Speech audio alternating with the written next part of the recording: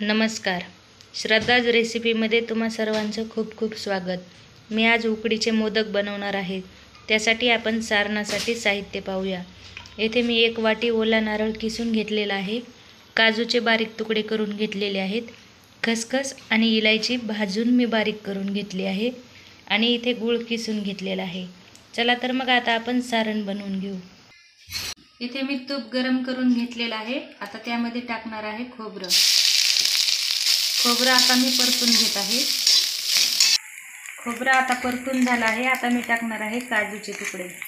त्यामध्ये टाकत आहे आता गूळ, खसखस आणि इलायची वाटून घेतलेली ती पण टाकून घेत आहे. सर्व मिश्रण आता मी एकजीव करून घेत आहे.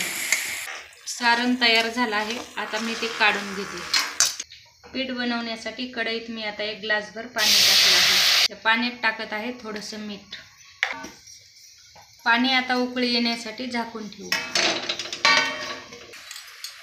पाण्याला उकळी आली आहे. आता मी त्यामध्ये वाटीभर पीठ टाकून घेत आहे. आता मी गॅस बंद करून 10 मिनिटासाठी झाकण ठेवत आहे.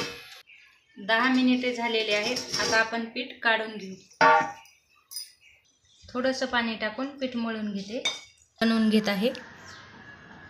त्यामध्ये तयार केलेलं सारण टाकून आता मी कळ्या पाडून घेते.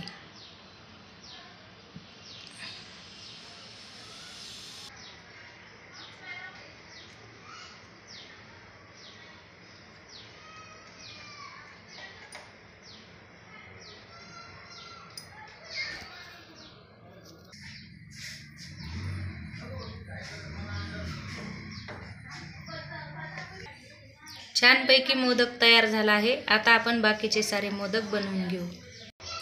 एका कढईमध्ये मी गरम पाणी तयार केलं आहे. त्यामध्ये चाळणी ठेवून चाळणीमध्ये केळीचं पान ठेवून सर्व मोदक त्यावरती मांडलेले आहेत. आता आपण ते मोदक वाफवून घेऊ. यावरती आता मी झाकण ठेवणार आहे. 10 ते 15 मिनिटासाठी आपण आता ते वाफवून घेऊ. मोदक आपले उकडून तयार झाले आहेत. आता मी ते ताटात काढून घेते. तुम्ही पण असे मोदक तयार करून पहा आणि व्हिडिओ कसा वाटला कमेंट करून नक्की सांगा.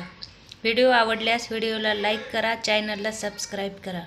व्हिडिओ पाहिल्याबद्दल धन्यवाद.